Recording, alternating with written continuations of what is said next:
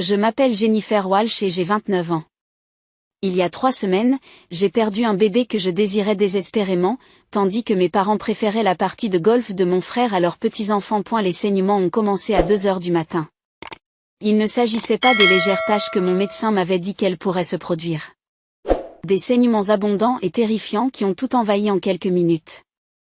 J'étais enceinte de 12 semaines. Je venais de dépasser le stade où je commençais à croire que ce bébé pourrait vraiment survivre. Mon mari Derek était à Boston pour une présentation à un client important. Il était parti la veille, embrassant mon ventre encore plat et promettant de rentrer pour vendredi. Nous n'étions que mardi. J'ai appelé la ligne d'urgence de mon obstétricien les mains tremblantes, en essayant de garder une voix stable pour ne pas réveiller mes jumeaux de 18 mois, Mason et Madison, qui dormaient dans leur berceau au bout du couloir. « Jennifer, vous devez vous rendre à l'hôpital immédiatement », m'a dit le docteur Chin. Sa voix était calme mais urgente. Ce niveau d'hémorragie à 12 semaines nécessite une intervention immédiate. Quelqu'un peut-il vous conduire? Mon mari n'est pas en ville. Je vais appeler mes parents. Faites vite. Et si le saignement augmente, appelez le 911. N'attendez pas. J'ai raccroché et j'ai appelé ma mère. Elle a sonné 6 fois avant de répondre, la voix chargée de sommeil. Jennifer, il est 2 heures du matin. Qu'est-ce qu'il y a? Maman, je saigne. Je saigne beaucoup. Je suis enceinte et je dois aller à l'hôpital. Peux-tu venir garder les jumeaux? Il y a eu une pause, une longue pause pendant laquelle j'ai entendu mon père demander ce qui se passait. Des saignements? Tu es sûr que c'est grave? Tu sais que tu as tendance à catastropher les choses médicales. Ma main était littéralement couverte de sang. Maman. Je perds le bébé. J'ai besoin d'une opération d'urgence. S'il te plaît, j'ai besoin que tu viennes rester avec Mason et Madison. Ils dorment. Il faut juste que tu sois là quand ils se réveilleront. Jennifer, ton père et moi sommes à Palm Springs. Nous assistons au tournoi de golf de ton frère. Tyler est en compétition pour un prix de $50 000. Nous ne pouvons pas partir comme ça. J'ai senti la pièce basculer. Vous êtes à 3 heures d'ici? Nous planifions ce voyage depuis des mois. Tyler s'est qualifié pour ce tournoi. C'est un grand événement pour lui. Maman, je fais une fausse couche. J'ai besoin d'une opération d'urgence. Es-tu absolument sûre? Parfois, les saignements de grossesse sont normaux. Tu te souviens quand tu as cru que tu avais l'appendicite et que ce n'était que des gaz? Je regarde mon pyjama trempé de sang et la flaque qui se forme sur le sol de la salle de bain. Ce ne sont pas des gaz, maman. Et la voix de mon père se fait entendre. Chérie. Nous avons payé $2000 pour ce week-end de tournoi. L'hôtel, les billets, tout. Tu ne peux pas rappeler les parents de Derek? Les parents de Derek sont en Floride. Il leur faudrait 8 heures de vol pour venir ici. Alors que tu as sûrement des amis. Ou engager une babysitter. C'est exactement pour ça que les gens ont des plans de secours. Je n'avais pas prévu de faire une fausse couche à 2 heures du matin. Tu es toujours aussi dramatique pour tout, dit maman en reprenant le téléphone. Je suis sûre que ce n'est pas aussi grave que tu le penses. Allonge-toi simplement, les pieds surélevés. Si c'est encore grave demain matin, va aux urgences. Le saignement s'intensifiait. Je le sens. Je ne peux pas attendre jusqu'au matin. Je pourrais me vider de mon sang. Jennifer. Ne sois pas ridicule. Tu ne vas pas te vider de ton sang à cause d'une fausse couche. Les femmes en font tout le temps. Elle a poussé un profond soupir. Elle soupire profondément. Nous essaierons de partir tôt demain. Mais ton père a déjà payé le petit déjeuner du tournoi de demain, et l'heure du thé de Tyler est à 8 heures. Midi. Maman, on est mardi matin. J'ai besoin d'aide maintenant. Et nous sommes à 3 heures de l'événement important de ton frère. Tu dois être plus compréhensive. Le monde ne tourne pas autour de toi. Quelque chose en moi s'est fissuré. Pas mon cœur. Cela viendrait plus tard. Quelque chose de plus aigu. Claire. Tu as raison, ai-je dit à voix basse. Ça ne tourne pas autour de moi. Ça n'a jamais été le cas. J'ai raccroché. Le saignement s'est intensifié. J'ai appelé le 911. Les ambulanciers sont arrivés en 8 minutes. 2 femmes d'une trentaine d'années. Calmes et efficaces. La première m'a demandé où en était l'accouchement en m'aidant à monter sur le brancard. 12 semaines.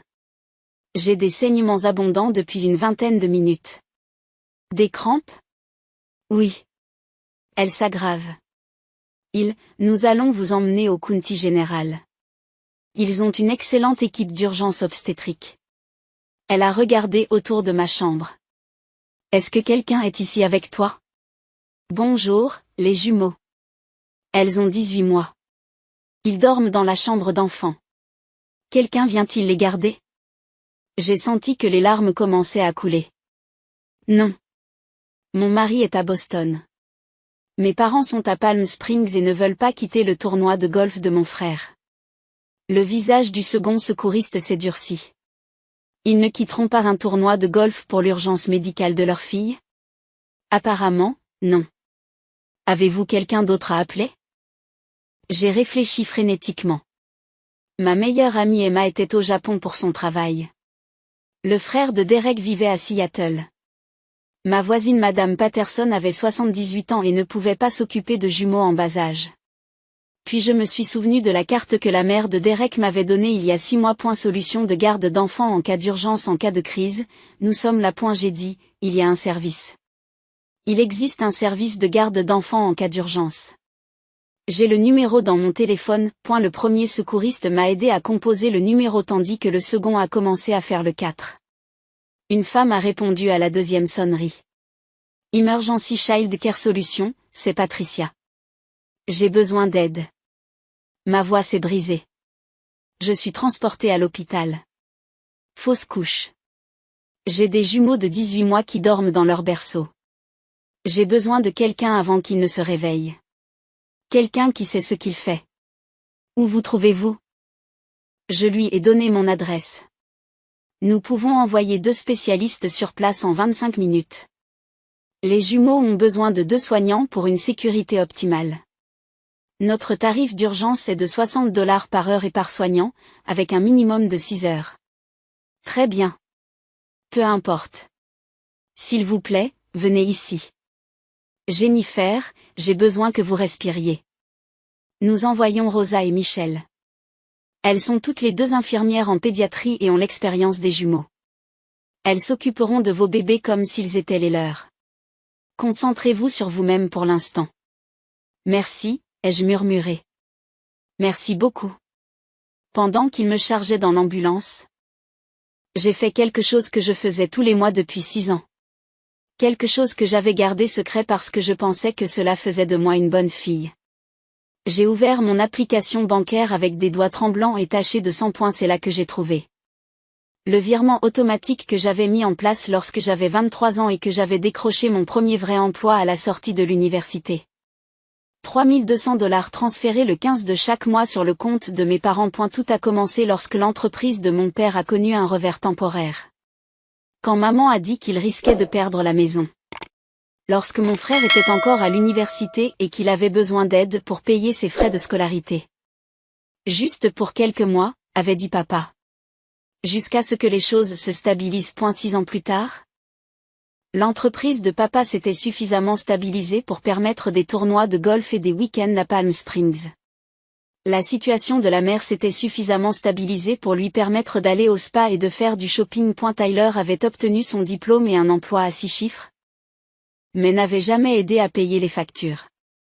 Et j'avais continué à envoyer de l'argent parce que personne ne m'avait jamais dit d'arrêter.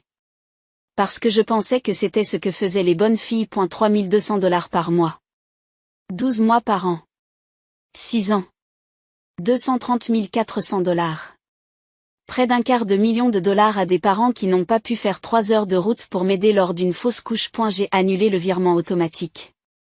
Puis j'en ai créé un nouveau. Le même montant, 2 cents par mois, à un fonds universitaire pour Mason et Madison. Les ambulanciers m'ont serré la main. Vous vous en sortez très bien. Restez avec nous.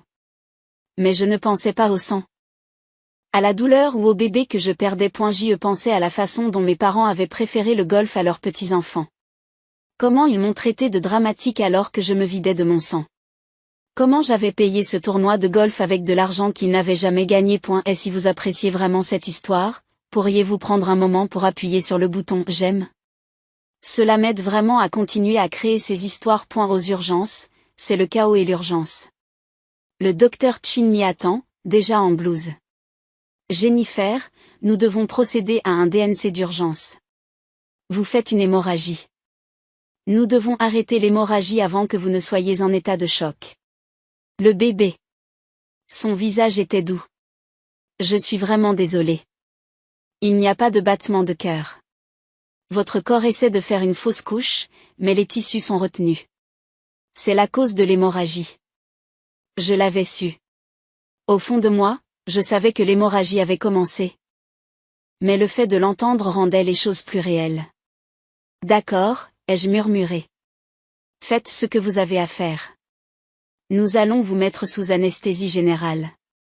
L'intervention dure environ 20 minutes. Vous vous réveillerez en salle de réveil. Les jumeaux, je dois appeler.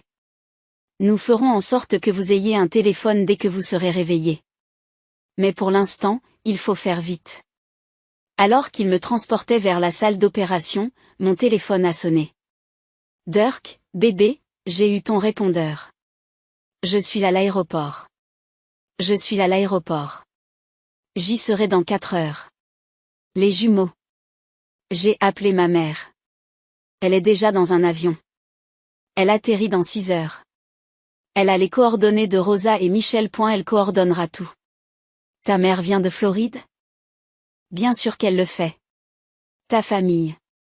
C'est ce que fait la famille. Sa voix s'est brisée. Je suis vraiment désolée de ne pas être là. Je suis tellement désolée. Ce n'est pas ta faute. Tes parents sont là? Ils sont au tournoi de golf de Tyler. Ils ne peuvent pas partir. Silence. Puis la voix de Derek, froide et dure comme je ne l'avais jamais entendue auparavant. Ils ont préféré le golf à toi? Apparemment. Jennifer, je le jure devant Dieu. Derek, j'ai annulé l'argent. Les 3200 dollars par mois. C'est fini. Je l'ai redirigé vers le fond de l'université des jumeaux. Une autre pause. Tu leur as envoyé 3200 dollars par mois? Depuis 6 ans. C'est. Je l'entendais faire le calcul. Ça fait plus de 230 000 dollars. Je sais. Et ils ne quitteront pas un tournoi de golf pour vous aider? Je sais. L'anesthésiste préparait les médicaments. Nous devons commencer, dit-elle doucement. Je dois y aller, ai-je dit à Derek. Je t'aime. Je t'aime aussi. Je serai là dès que possible. Et Jennifer? Tes parents ont fini. Tu m'entends? Ils sont finis. Le monde est devenu flou pendant que l'anesthésie faisait son effet. Je me suis réveillée en salle de réveil au son des voix. 2 femmes se disputant dans le couloir. Absolument inacceptable. Votre fille est à l'hôpital après une opération d'urgence et vous vous inquiétez pour l'argent? La voix de ma mère. Ce n'est pas juste, Patricia. Tu ne comprends pas la situation. Je comprends parfaitement. Jennifer vous a appelé à 2 heures du matin, avec une hémorragie due à une fausse couche, et vous avez choisi un tournoi de golf. Nous étions à 3 heures de route. Qu'est-ce qu'on était censé faire? Conduire. Immédiatement. Comme je l'ai fait depuis la Floride. Comme tout parent digne de ce nom le ferait. J'ai essayé de m'asseoir. Une infirmière était là instantanément. Doucement. Vous êtes encore dans les vapes à cause de l'anesthésie. Qui est là? Votre belle-mère est arrivée il y a 1 heure. Elle s'est occupée de certains problèmes. Patricia Walsh, la mère de Derek, était une force de la nature. Elle avait été infirmière de travail et d'accouchement pendant 30 ans avant de prendre sa retraite. Elle ne tolérait pas les bêtises. Et apparemment, elle ne tolérait pas ma mère. Vous n'avez pas à nous juger, disait maman. Nous avons été de bons parents. Nous avons tout sacrifié pour nos enfants. Vraiment? Parce que de mon point de vue, votre fille s'est sacrifiée pour vous. Tu veux savoir comment je le sais? Patricia? Non. Les relevés bancaires de Jennifer ont été extraits pour le service de garde d'enfants d'urgence. Procédure standard pour établir un paiement. Vous savez ce qu'ils ont trouvé? Des transferts mensuels de $3,200 sur votre compte. Pendant 6 ans. Cela fait $230 400. Silence. Votre fille, celle qui se remet actuellement d'une opération d'urgence pour lui sauver la vie, a financé votre style de vie pendant 6 ans. Et quand elle a eu le plus besoin de vous, vous n'avez pas pu interrompre une partie de golf. Cet argent était, nous pensions qu'il était.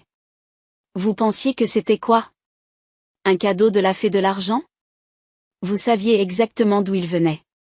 Vous vous en fichiez. La voix de mon père maintenant. Nous sommes ici maintenant, n'est-ce pas? On a roulé directement depuis Palm Springs. Vous avez 12 heures de retard. Votre fille a été opérée seule. Vos petits-enfants se sont réveillés avec des étrangers parce que vous ne vouliez pas quitter un terrain de golf. Le service de garde d'enfants s'en est occupé. Un service de garde que Jennifer a dû louer dans une ambulance alors qu'elle se vidait de son sang parce que ses propres grands-parents ne pouvaient pas s'en occuper. L'infirmière qui m'aidait essayait de ne pas sourire. Votre belle-mère, c'est autre chose. Elle est incroyable, virgule. Ai-je murmuré. Elle est là depuis qu'elle a atterri. Elle ne vous quitterait pas d'une semelle. Elle s'est coordonnée avec l'équipe de garde d'enfants. Elle a appelé votre mari toutes les heures pour lui donner des nouvelles. Elle s'est occupée de tous les papiers de l'assurance. L'infirmière a ajusté mes 4.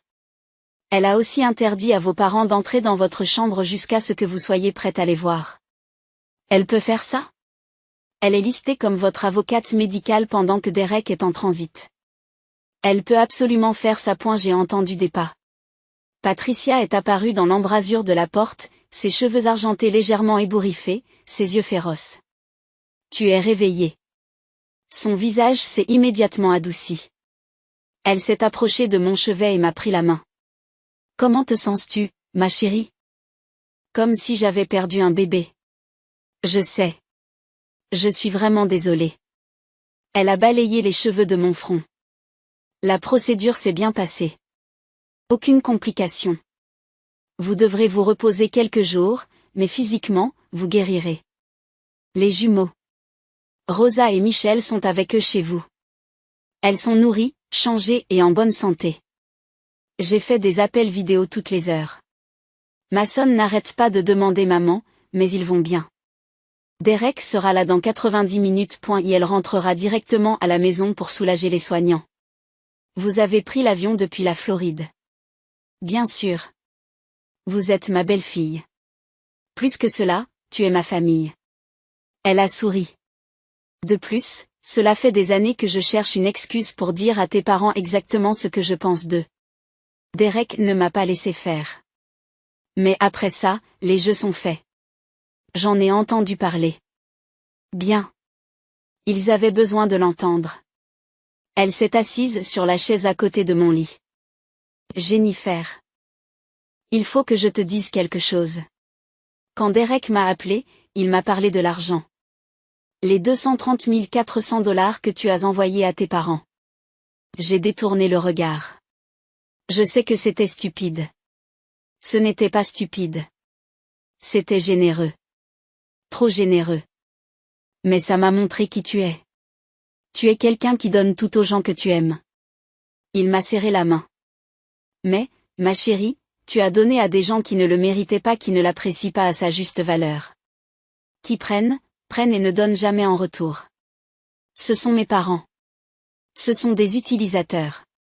Et je dis cela en tant que personne qui a élevé un fils pour qu'il valorise la famille par-dessus tout. Mais la famille est censée être réciproque. Vous donnez, il donne. Vous vous montrez, il se montre. Ce n'est pas ce qui se passe ici. La porte s'ouvre. Derek fait irruption, toujours dans son costume de la présentation, le visage tiré et pâle. Gêne. Il s'est approché de moi en 3 enjambées, m'entourant soigneusement de ses bras. Oh mon Dieu, je suis vraiment désolée. Je suis tellement désolée de ne pas avoir été là. Tu es là maintenant. Il s'est retiré, touchant mon visage comme s'il avait besoin de confirmer que j'étais réelle. Maman m'a mis au courant. L'opération s'est bien passée. Tu vas bien. Physiquement. Le bébé. Je sais. Ses yeux se sont remplis de larmes. Je sais. Nous ferons notre deuil ensemble. Mais pour l'instant, je suis juste reconnaissante que tu sois en vie. Patricia se lève. Je vais vous laisser un peu d'intimité. Derek, je vais chez toi pour soulager Rosa et Michel. Tu resteras ici aussi longtemps que Jennifer en aura besoin. Maman. Derek lui a pris la main. Je vous remercie. Pour tout. C'est ce que font les mères, chérie. Elle se montre. Elle a regardé la porte avec insistance, là où mes parents devaient encore attendre. De vraies mères, en tout cas point après son départ. Derek s'est assis sur le bord du lit d'hôpital en me tenant les deux mains. J'ai parlé à tes parents dans le couloir, a-t-il dit. Avant que ma mère n'arrive. Qu'est-ce qu'ils ont dit? Ton père a demandé si tu allais bien. Ta mère a demandé si l'hôpital les laisserait te rendre visite malgré le malentendu avec Patricia. Tu as pris une grande inspiration. Puis ton père a demandé si tu avais fait exprès d'annuler le paiement des mensualités ou si c'était une erreur bancaire. J'ai fermé les yeux. Bien sûr qu'il l'a fait. Jennifer, j'ai pété les plombs. Je lui ai dit que sa fille avait failli se vider de son sang et que sa première préoccupation était l'argent. Que vous aviez financé leur train de vie pendant 6 ans, alors que vous étiez une jeune mère avec des jumeaux point qu'ils ne méritaient pas un centime de votre argent ni une seconde de votre temps. Qu'a-t-il dit? Que je manquais de respect. Qu'il t'avait élevé et qu'il méritait d'être soutenu pendant leur retraite. Que l'argent ne faisait qu'aider la famille et qu'ils pensaient que c'était un cadeau. Un cadeau qu'ils n'ont jamais reconnu ou pour lequel ils ne m'ont jamais remercié. Exactement. La voix de Derek tremble. Puis ta mère a dit quelque chose qui m'a donné envie de les jeter tous les deux hors de l'hôpital. Quoi? Elle a dit, Jennifer a toujours été trop émotive à propos de ces choses-là. Elle comprendra quand elle se sera calmée. Nous sommes toujours ses parents. J'ai senti quelque chose en moi devenir très calme. Très calme. Derek, j'ai besoin que tu fasses quelque chose pour moi. N'importe quoi. J'ai besoin que tu leur dises qu'ils peuvent partir. Que je ne veux pas les voir. Que quand je serai prêt à parler, je leur tendrai la main. Mais pour l'instant, ils doivent partir. Vous êtes sûr? Je n'ai jamais été aussi sûr de quoi que ce soit dans ma vie. Il a embrassé mon front. Considère que c'est fait. J'ai entendu la voix de Derek dans le couloir. Ferme. Définitive. Tu dois partir. Jennifer ne veut pas te voir maintenant. Ma mère. C'est ridicule. Nous sommes ses parents. Nous avons le droit. Vous n'avez aucun droit ici. Vous y avez renoncé quand vous avez préféré le golf à l'urgence médicale de votre fille. Derek, tu exagères. Ta mère t'a empoisonné contre nous. Ma mère m'a dit la vérité. Quelque chose que vous n'avez apparemment jamais fait. Mon père, écoute-moi, jeune homme. Non. Tu écoutes. Jennifer a failli mourir aujourd'hui. Elle a perdu un bébé qu'elle voulait désespérément. Elle avait besoin de toi et tu n'étais pas là. Tu as pris son argent pendant 6 ans et tu n'as rien donné en retour. Ça s'arrête maintenant. Cet argent était un cadeau. Un cadeau pour lequel vous ne l'avez jamais remercié. Un cadeau que vous avez traité comme un droit. Un cadeau qui va maintenant à la caisse de l'université de vos petits-enfants. Le silence. Je le regrette. La famille est éternelle. Elle ne peut pas nous exclure comme ça. Surveillez-la, dit Derek. Maintenant, partez avant que la sécurité ne vous escorte dehors. J'ai entendu des pas se retirer. Puis Derek est revenu, le visage rougi par la colère. Ils sont partis. Merci. Jen, je dois te dire quelque chose. Je savais que tu leur envoyais de l'argent. Pas combien? Mais je le savais. Et j'aurais dû m'interroger. J'aurais dû demander pourquoi. J'aurais dû te protéger d'eux.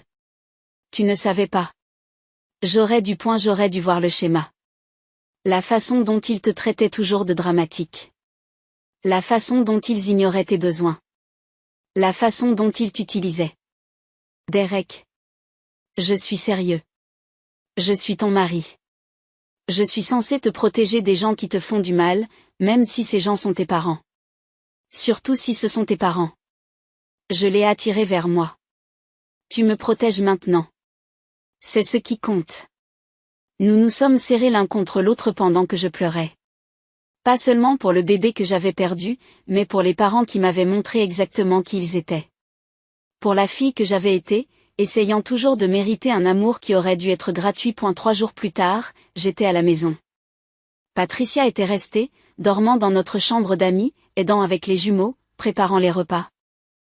Gérant le processus de rétablissement comme l'infirmière qu'elle avait été pendant 3 décennies. Mason et Madison ne comprenaient pas pourquoi maman était triste et devait se reposer. Mais ils ont compris que grand-mère Patricia était là et qu'elle faisait les meilleurs câlins et les meilleures crêpes. Derek avait pris une semaine de congé. La présentation aux clients s'était si bien déroulée qu'ils avaient décroché le contrat, mais Derek avait été clair. La famille passe avant tout. Les garçons, mes parents avaient appelé 17 fois. Je n'ai répondu à aucun d'entre eux. Le 4e jour, une lettre est arrivée. Écrite à la main par ma mère. Jennifer. Je ne comprends pas pourquoi tu fais ça. Nous sommes tes parents.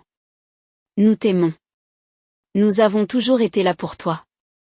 Ton père et moi sommes blessés et troublés par ton comportement. Nous avons fait 3 heures de route depuis Palm Springs dès que nous avons pu. Nous sommes venus à l'hôpital. Nous avons essayé de te rendre visite. Et Derek nous a traités comme des criminels.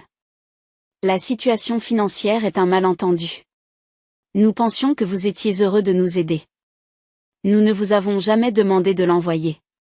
Vous l'avez fait de votre propre chef. Nous avons besoin que vous rétablissiez le paiement mensuel. Nous avons pris des décisions financières sur la base de ce revenu. Sans lui, nous devrons faire de sérieux sacrifices. S'il vous plaît. Arrêtez d'écouter la mère de Derek. Elle a toujours été jalouse de notre relation avec vous. Elle te monte contre ta propre famille. Nous t'aimons. Appelle-nous. Je l'ai lu 2 fois. Puis j'ai fait quelque chose que je n'avais jamais fait auparavant. J'ai répondu. Maman et papa, vous avez raison de dire que j'ai envoyé l'argent de mon propre chef. Vous ne l'avez jamais demandé explicitement. Tu as juste dit que tu avais des difficultés et je suis intervenu pour t'aider. Pendant 6 ans.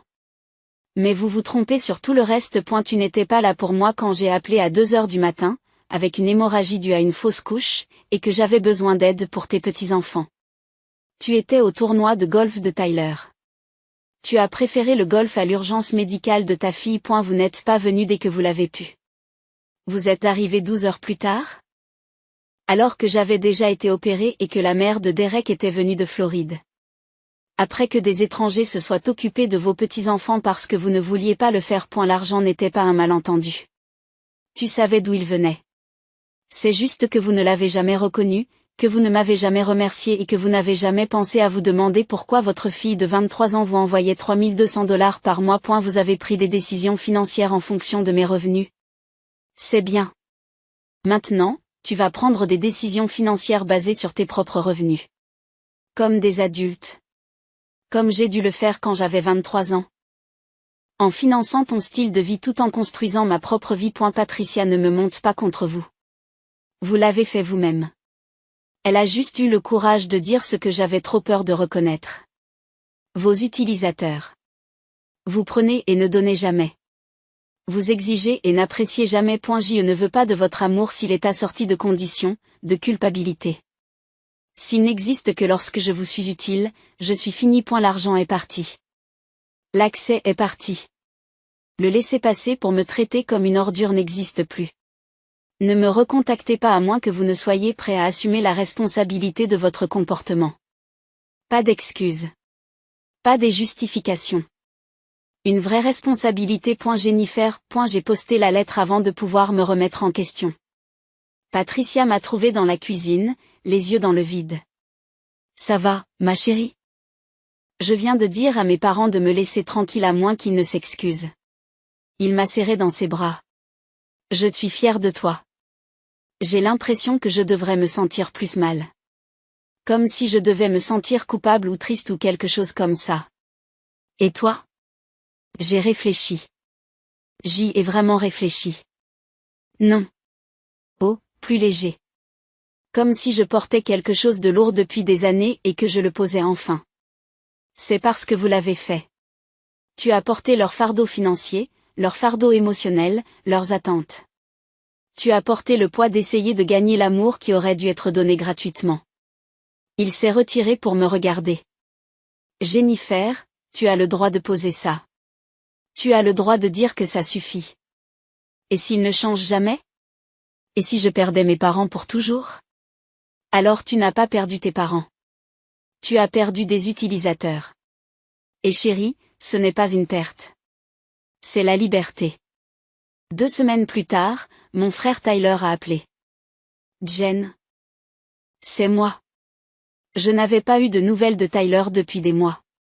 D'habitude, il n'appelait que lorsqu'il avait besoin de quelque chose ou que maman l'obligeait à le faire.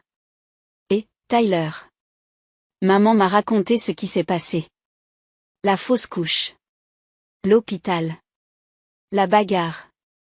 Il a fait une pause. Je suis désolée. Pour le bébé. C'est dur. Merci. Mais Jen, tu ne peux pas couper les ponts avec maman et papa comme ça. Ils sont en train de paniquer. Papa parle de vendre la maison.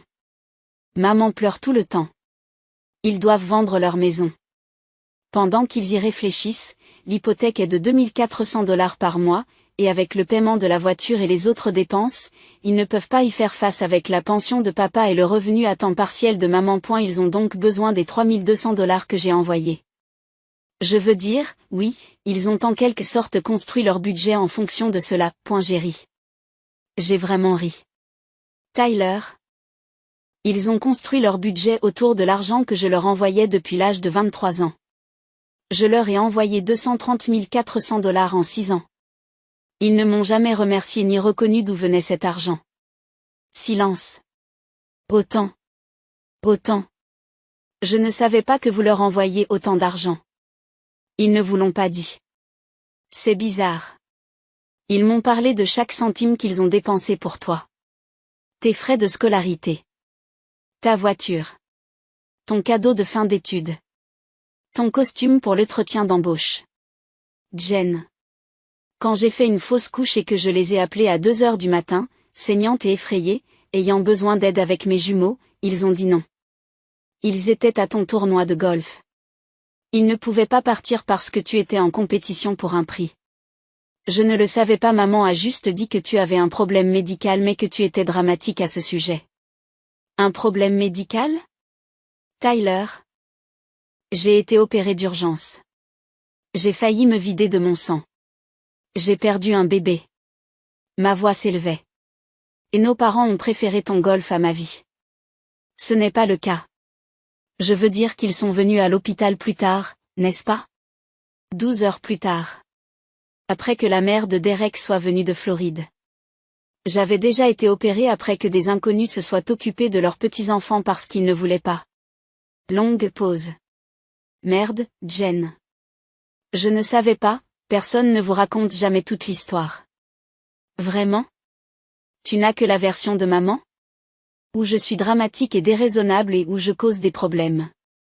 Qu'est-ce que tu veux que je fasse? Rien, ce n'est pas à toi de régler ce problème, mais Tyler, si maman et papa ont besoin d'argent, tu devrais peut-être les aider. Tu gagnes un salaire à 6 chiffres? Tu vis dans un appartement payé. Ils t'ont acheté comme cadeau de fin d'études. C'est peut-être à ton tour d'être le bon enfant. J'ai des dépenses. Moi aussi. J'ai des jumeaux de 18 mois. Je viens de perdre un bébé. Je me remets d'une opération. Mais j'ai réussi à envoyer à mes parents $3200 par mois pendant 6 ans. Je suis sûre que tu peux trouver une solution. Jen, viens. Je dois y aller. Mason pleure. Achète Tyler. J'ai raccroché. Derek écoutait depuis l'embrasure de la porte. Tyler veut que tu le répares? Tyler veut que quelqu'un d'autre s'en occupe. De préférence moi, parce que ça a toujours été mon rôle. Il s'approcha et m'entoura de ses bras par derrière. Je suis désolé que ta famille soit comme ça. J'ai une famille. Les jumeaux. Ta mère. C'est suffisant. Un mois après la fausse couche. L'avocat de mes parents a envoyé une lettre. Il me poursuivait pour abandon financier et rupture de contrat oral. J'ai immédiatement appelé l'avocat de Derek. Marcus Levin était un avocat d'affaires chevronné qui s'était occupé de la fermeture de notre maison et de nos testaments. Jennifer, c'est absurde, a déclaré Marcus après avoir examiné la lettre. L'abandon financier n'existe pas dans ce contexte. Il faudrait prouver l'existence d'un contrat oral, ce qui nécessite une contrepartie, des conditions et un accord mutuel. Avez-vous jamais signé quoi que ce soit? Accepté des conditions spécifiques? Non. J'ai juste commencé à envoyer de l'argent quand ils ont dit qu'ils avaient besoin d'aide. Ils ne m'ont jamais demandé d'arrêter. Ils n'ont donc aucune raison d'agir, mais ils essaient clairement de vous intimider pour que vous repreniez vos paiements. Que dois-je faire? Nous envoyons une réponse. Nous exposons les faits. Vous avez volontairement fourni une aide financière sans obligation contractuelle. Vous mettez fin à cette aide à votre discrétion. Vous ne leur devez rien, ni légalement ni moralement. Il marque une pause. Jennifer, si vous le souhaitez, nous pouvons aller plus loin. Nous pouvons les poursuivre pour détresse émotionnelle en raison de leur refus de vous aider lors de votre urgence médicale. Cela fonctionnerait-il? Probablement pas. Mais cela montrerait que vous ne reculez pas. Faites-le. Marcus a rédigé une réponse si complète, si dévastatrice dans sa documentation sur le comportement de mes parents, que leur avocat a retiré sa plainte au bout d'une semaine. Mais la lettre a accompli quelque chose d'autre. Elle décrivait en termes juridiques toutes les choses terribles que mes parents avaient faites. Ils ont refusé une aide d'urgence à leur fille lors d'une crise médicale qui mettait sa vie en danger. 3 mois après la fausse couche, Derek et moi avons suivi une thérapie. Nous avions besoin d'aide pour surmonter la perte, la trahison familiale, tout cela. Notre thérapeute, le Dr Reeves, a écouté toute l'histoire pendant 2 séances. Jennifer, je voudrais que vous fassiez un exercice, nous a-t-elle dit. Je veux que vous fassiez la liste de tout ce que vous avez donné à vos parents au fil des ans. Pas seulement de l'argent. Tout. J'ai réfléchi. Puis j'ai commencé à faire la liste. L'argent. 130 400 $ au total. Des heures et des heures à les aider à déménager, à organiser leur garage, à gérer leurs rendez-vous médicaux, à faire du travail émotionnel. À être toujours disponible lorsqu'ils avaient besoin de se défouler ou de conseils. Et la prise en charge de leurs petits-enfants. Les petits-enfants. Mason et Madison, qu'ils ont vus peut-être 20 fois en 18 mois. Le pardon. Pour les anniversaires manqués, les vacances oubliées, les critiques constantes. Les passe-droits. Ils m'ont traité de dramatique pour avoir ignoré mes besoins et favorisé Tyler. Maintenant, fais la liste de ce qu'ils t'ont donné au cours des 6 dernières années. Je suis restée silencieuse. Jennifer, que t'ont-ils donné? Des critiques. La déception. De la culpabilité. Quelque chose de positif? J'ai réfléchi davantage. Ils sont venus à la naissance des jumeaux. Ils sont restés 2 heures. Ils sont venus à la remise de mon diplôme universitaire. Ils m'ont donné une carte avec 50 $. En 6 ans, au cours desquels vous leur avez donné près d'1/4 million de dollars et d'innombrables heures de travail et de soutien émotionnel. Ils vous ont donné 50 $ en faisant de brèves apparitions lors d'événements majeurs de la vie. En voyant cela, j'ai ouvert quelque chose en moi. Toute ma vie d'adulte, j'ai entretenu une relation à sens unique avec mes parents. Oui, dit doucement le Dr Reeves. Et probablement avant cela aussi. Vous n'aviez tout simplement pas le recul nécessaire pour le voir. Pourquoi ai-je continué à donner? Vous espériez que si vous donniez suffisamment, il vous rendrait l'appareil. Il verrait ta valeur. Il t'aimerait comme tu le mérites. Elle s'est penchée en avant. Mais, Jennifer, certaines personnes sont des preneurs. Ils prennent tout ce que vous leur offrez et en redemandent. Ils ne seront jamais satisfaits parce que le problème n'est pas la quantité que vous donnez. Le problème, c'est ce qu'ils sont. Derek m'a pris la main. Vos parents ne comprendront probablement jamais pourquoi vous leur avez coupé les vivres. poursuit le docteur Reeves. Dans leur esprit, ils seront toujours les victimes. Vous serez toujours la fille reconnaissante. Et vous devez faire la paix avec cela. Comment? En acceptant que leur opinion sur vous ne définisse pas votre valeur. En construisant une vie avec des gens qui t'apprécient vraiment. En abandonnant le fantasme de qui vous voudriez qu'ils soient et en acceptant qui ils sont réellement. 6 mois après la fausse couche, je suis tombée à nouveau enceinte. Nous n'en avons parlé à personne pendant des semaines. Nous étions terrifiés. Chaque élancement, chaque moment d'inconfort me faisait paniquer. Mais à la 21e semaine, nous avons passé l'examen anatomique. Une petite fille en bonne santé. Le cœur battait fort. Tout était parfait. Patricia a pleuré lorsque nous lui avons dit, je vais être grand-mère à nouveau. Une vraie grand-mère cette fois. Tu es déjà une vraie grand-mère, a dit Derek. Mason et Madison t'adorent. Je sais, mais celle-là. Je la connaîtrai dès le début. Elle m'a serré dans ses bras avec précaution. Jennifer, je suis si heureuse pour vous deux. Nous ne le dirons pas à mes parents, ai-je dit. Il faut que vous le sachiez. Quand le bébé arrivera, ils ne le sauront pas. Ils ne seront pas invités à le rencontrer. Je comprends. Et je te soutiens totalement. À 32 semaines, j'ai reçu un courriel de ma mère. Le premier contact depuis 6 mois. Jennifer, ta cousine Amanda m'a dit qu'elle t'avait vue à l'épicerie. Elle m'a dit que tu étais enceinte. Très enceinte. Je n'arrive pas à croire que tu ne nous l'aies pas dit. Nous allons être à nouveau grands-parents et nous avons dû l'apprendre par une cousine? C'est cruel. Quoi que tu penses qu'on ait fait de mal, on ne mérite pas ça. Nous méritons de connaître nos petits-enfants. Nous serons à l'hôpital quand tu accoucheras. Nous avons le droit de rencontrer notre petite fille. Je n'ai pas répondu. Au lieu de cela, j'ai appelé l'hôpital et je les ai inscrits sur une liste d'interdiction d'accès.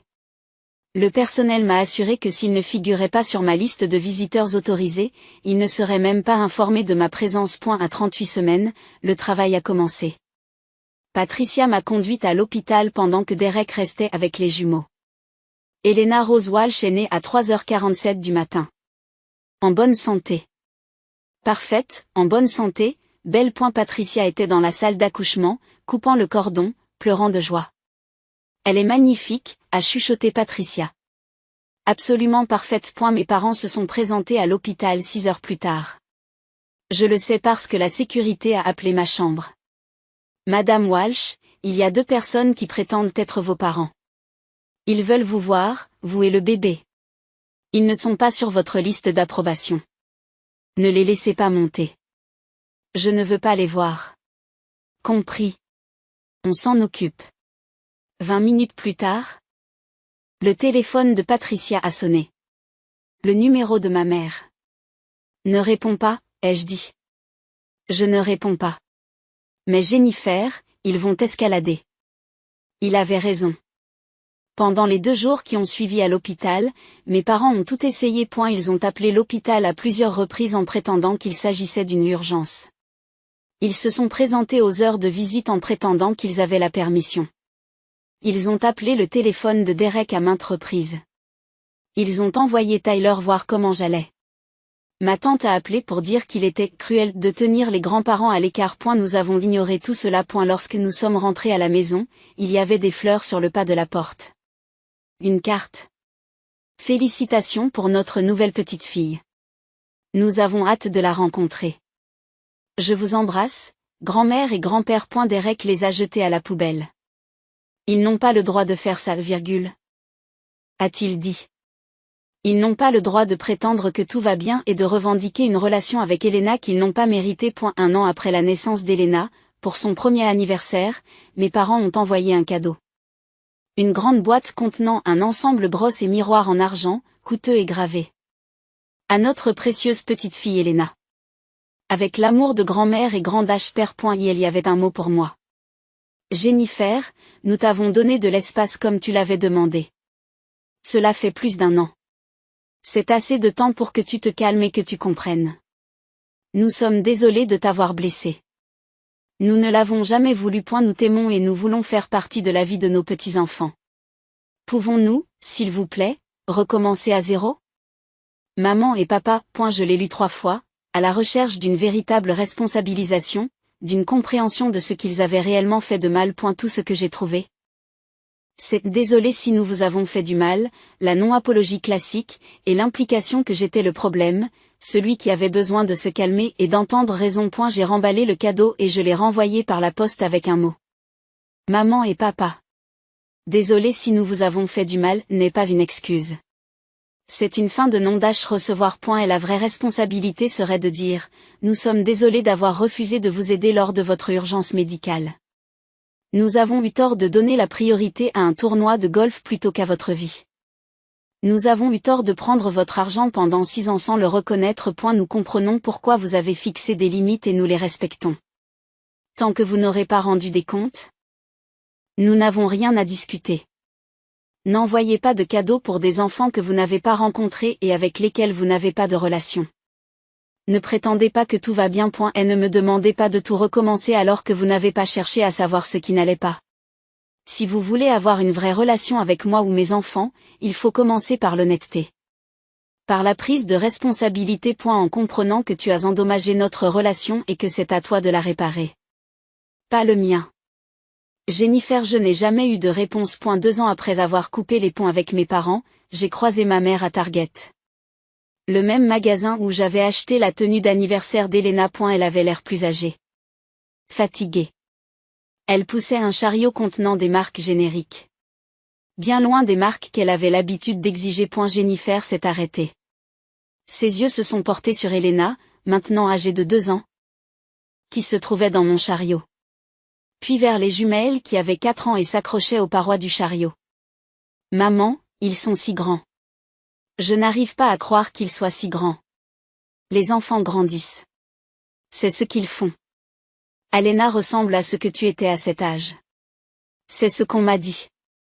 Nous sommes restés là, dans un silence gênant. Jennifer, on peut parler? S'il te plaît. De quoi? D'arranger les choses. De redevenir une famille. Nous n'avons jamais été une famille, maman. Nous étions une relation à sens unique où je donnais tout et tu le prenais. Ce n'est pas juste. C'est tout à fait juste.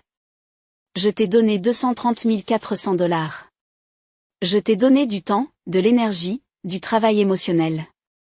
Et quand j'ai eu le plus besoin de toi, quand je saignais, que je perdais un bébé, que j'étais terrifiée et seule, tu as choisi le golf. Elle a tressailli. Je me suis excusée pour ça. Non, tu ne l'as pas fait. Tu as dit. Désolée si je t'ai fait du mal. Ce ne sont pas des excuses. C'est une déviation. Que veux-tu que je dise? Je veux que tu dises que j'ai eu tort. J'ai préféré un tournoi de golf à l'urgence médicale de ma fille et c'est impardonnable. J'ai pris ton argent pendant 6 ans et je ne t'ai jamais remercié ni reconnu ton sacrifice. J'ai été une mauvaise mère et je suis désolée. Elle semble stupéfaite. C'est cruel. C'est honnête. Et si tu ne peux pas être honnête sur ce que tu as fait, nous ne pourrons pas aller de l'avant. Jennifer, je t'en prie. Ton père et moi avons des difficultés. Nous avons dû réduire nos effectifs. Nous vivons dans un petit appartement. On peut à peine se le permettre. Arrêtez. Je lève la main. Ne me parlez pas de vos difficultés financières. Je m'en fiche. Tu as fait des choix. Tu t'es construit un style de vie avec de l'argent qui n'était pas le tien. Tu as profité de la générosité de ta fille. Maintenant, tu en subis les conséquences. Nous sommes tes parents. L'ADN ne fait pas de vous des parents. C'est le fait de se montrer qui le fait. Et tu ne t'es jamais montré pour moi. Pas quand c'était important. Mason a tiré sur ma manche. Maman, on peut y aller? Cette dame te rend triste. Les yeux de ma mère se sont remplis de larmes. Je ne suis pas cette dame. Je suis ta grand-mère. Non, dis-je fermement. Tu ne le es pas. Leur grand-mère est Patricia. C'est elle qui vient, qui traverse le pays quand on a besoin d'elle, qui connaît leurs plats préférés et leur routine du coucher. Tu es juste quelqu'un qu'ils ne connaissent pas. J'ai commencé à repousser la carte. Jennifer, attends. Je t'en prie. Je suis désolée. Vraiment désolée. Pour tout ça. Je me suis arrêtée. Je me suis retournée. Prouvez-le. Suivez une thérapie. Découvre pourquoi tu traites les gens de cette façon. Faites un vrai travail sur vous-même. Et peut-être que dans 1 an ou 2, nous pourrons essayer une visite supervisée. Peut-être point 1 an ou 2. Tu as eu 6 ans de mon argent et 18 mois de la vie de mes enfants dont tu n'as pas pris la peine de faire partie. Tu peux attendre 1 an ou 2 pour voir si je suis prête à te donner une autre chance. Je n'ai pas attendu sa réponse. Je m'appelle Jennifer Walsh. J'ai 31 ans. Je suis mère de 3 enfants, épouse et belle-fille de la meilleure belle-mère du monde. J'ai aussi été une fille, mais j'ai appris qu'être l'enfant de quelqu'un ne vous oblige pas à financer son mode de vie ou à accepter ses mauvais traitements. Il y a 2 ans, j'ai fait une fausse couche et mes parents ont préféré participer au tournoi de golf de mon frère plutôt que de s'occuper de leur petit dash enfant. Je leur envoyais $3200 par mois, soit 230 à $400 sur 6 ans. Et ils ne pouvaient pas se permettre de faire 3 heures de route pour se rendre à mon urgence. J'ai donc arrêté les paiements. J'ai coupé les ponts. J'ai fixé des limites. Et j'ai construit une famille avec des gens qui se montrent vraiment qui me choisissent. Qui me considèrent comme plus qu'une source d'argent et de commodité. Ma mère a pris l'avion depuis la Floride pour être présente lors de mon opération. Elle a interdit à mes parents d'entrer dans ma chambre d'hôpital. Il leur a dit exactement ce qu'ils étaient. Et depuis, elle est la vraie grand-mère de mes enfants. J'ai beaucoup perdu. J'ai perdu un bébé que je voulais désespérément. J'ai perdu les parents que j'aurais voulu avoir. J'ai perdu le fantasme de ce que la famille était censée être. Mais j'ai gagné beaucoup plus. La paix. Le respect de soi. Une compréhension claire de ma valeur. Des enfants qui grandiront en sachant que l'amour n'est pas assorti de conditions. Que la famille est celle qui se manifeste. Et si quelqu'un a été le guichet automatique familial qui a financé sa propre maltraitance, qui s'est fait dire qu'il était dramatique lorsqu'il exprimait des besoins légitimes, je veux que vous sachiez quelque chose. Vous n'êtes pas obligé d'entretenir des relations avec des personnes qui n'aiment que ce que vous leur offrez.